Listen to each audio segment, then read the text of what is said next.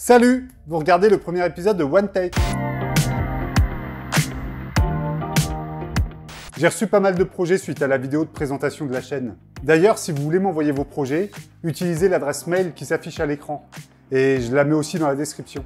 J'ai donc reçu pas mal de films lors de la présentation de la chaîne. Mais à 99%, c'était des courts-métrages de fiction. Alors les courts-métrages de fiction, c'est top. Mais on risque d'en découvrir pas mal dans les prochains numéros. C'est pour ça que pour ce premier épisode, je me suis dit que ce serait cool de parler d'un autre type de projet. Un long-métrage documentaire.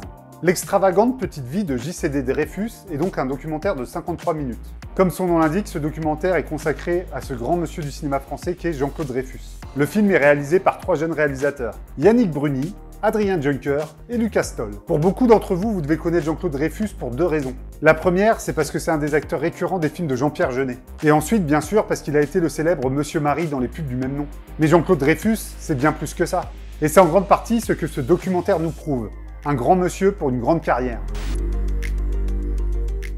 On est en janvier 2019, il y a donc maintenant 2 ans. Lucas Stoll, un des réalisateurs du documentaire, est en vacances. Ses vacances, il les passe avec Yannick Bruni, un ami à lui. Et ces 2 gars-là, ils adorent filmer des trucs. Ce sont des passionnés d'audiovisuel et de cinéma en général. D'ailleurs, l'audiovisuel, c'est leur métier dans la vraie vie. Ils se disent donc qu'ils peuvent mettre à profit le temps qu'ils ont en vacances ensemble pour réaliser quelque chose. Ils cherchent donc un sujet, quelque chose à raconter. Et en fait, c'est le sujet qui va venir à eux. En effet, Lucas est en contact avec Jean-Claude Dreyfus via Facebook. Et le jour de l'anniversaire de Lucas, Jean-Claude Dreyfus lui souhaite son anniversaire sur ce réseau social. Il y a donc un petit contact qui se fait comme ça entre nos 2 gaillards. Donc nos 2 réalisateurs sautent sur l'occasion et ils se disent que le sujet de leur film de vacances, ça pourrait être Jean-Claude Dreyfus. 4 mois passent et ils ont rendez-vous avec le comédien pour filmer un entretien. Et c'est là que les rejoint le 3e réalisateur, Adrien Juncker. Alors tous les 3 ils se disent qu'ils vont juste faire un petit entretien comme ça, un peu brut de décoffrage et le balancer directement sur internet. Mais l'entretien qu'ils ont eu avec Jean-Claude Dreyfus va durer 5 heures. Ils se retrouvent donc tous les 3 avec 5 heures d'images passionnantes de ce grand comédien. Avec ces 5 heures d'entretien, le film est vraiment bien documenté. On ne voit pas les 53 minutes passer. Si vous êtes passionné d'histoire d'acteurs ou de cinéma en général, ce film est fait pour vous.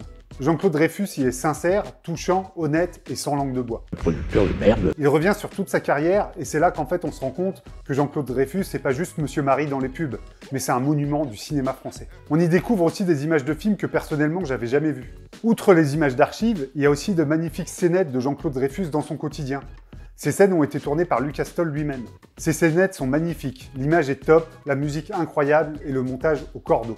Ce que je vais dire là, pour moi, c'est un compliment. Mais le film aurait vraiment sa place à la télévision. Le film n'a aucun budget, mais son autoproduction ne se fait pas du tout sentir. Le film est d'autant plus fort que sa post-production a duré 2 ans, dont 3 mois de montage effectif. Lucas, qui a monté tout le film, a finalisé le montage durant les derniers confinements. Cette post-production de 2 ans a même amené Lucas à me dire « Je connais mieux Jean-Claude Dreyfus que certains de mes amis, car ça fait 2 ans que je vis avec lui. » Lucas Stoll s'est aussi occupé de tout l'habillage graphique du film. Et là aussi, c'est une très grande réussite. Cet habillage apporte au film une vraie identité. Comme vous pouvez vous en douter, le film doit beaucoup à Lucas, car il a géré une grande partie de la technique tout seul. Pour l'anecdote, lors de leur entretien de 5 heures avec Jean-Claude Dreyfus, la lumière a pas mal varié au fur et à mesure de la journée.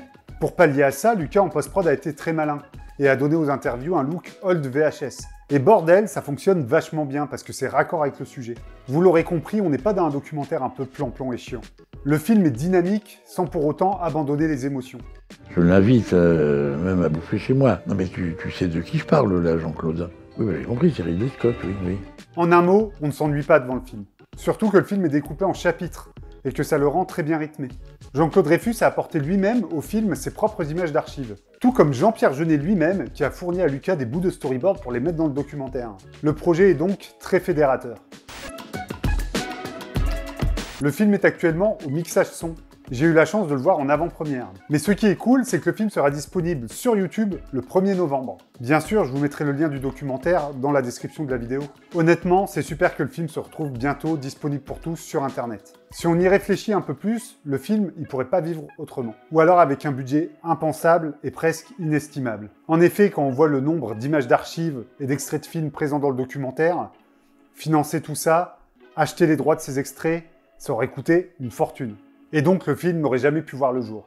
Et c'est donc l'avantage de YouTube et du web en quelque sorte, c'est que ce film il va pouvoir vivre comme ça. Dans ce cas, le fait que le film soit autoproduit, ça en devient bénéfique, parce que sinon le film il n'aurait pas pu exister. Ce film, c'est déjà un miracle en soi. C'est vraiment un projet comme je les aime. Ce film, réalisé par 3 passionnés qui ont l'amour du cinéma, vous montre qu'avec peu, on peut réaliser de grandes choses. Et vous allez me dire, et Jean-Claude Dreyfus dans tout ça? Évidemment, il a vu le film, et son retour a été à son image, très poétique. Il a contacté Lucas Stoll pour lui dire « Tu sais Lucas, je suis pas encore mort ». Preuve que ce documentaire l'a touché, et que cet hommage à ce grand acteur est plus que réussi. Voilà, j'espère que ce premier numéro de One Take vous a plu. Si c'est le cas, n'hésitez pas à vous abonner, à mettre la cloche et mettre un petit pouce bleu. Ça fait toujours plaisir et c'est le meilleur moyen d'aider la chaîne. Et en plus, vous serez tenu au courant des vidéos qui arrivent. Et nous, on se donne rendez-vous pour la prochaine vidéo. Allez, ciao!